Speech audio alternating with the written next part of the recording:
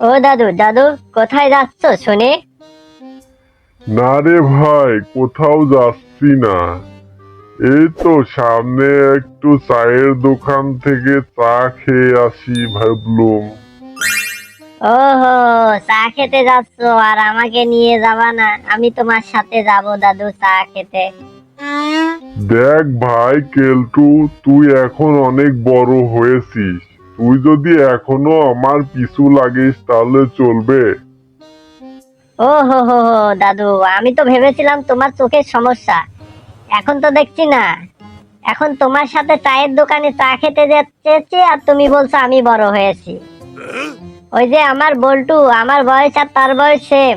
তার বাবা 2 মাস আগে তার বিয়ে দিয়ে আসলো, ওটা তো তোমার চোখে পড়ে না। বল্টুর বিয়ের সাথে আবার তোর বড় হওয়ার কি সম্পর্ক হলো রে ভাই? ও হো হো দাদু, তুমি তো বোঝো না। তুমি আর বুঝবা কেমনে? তুমি আর বুঝবা না তো।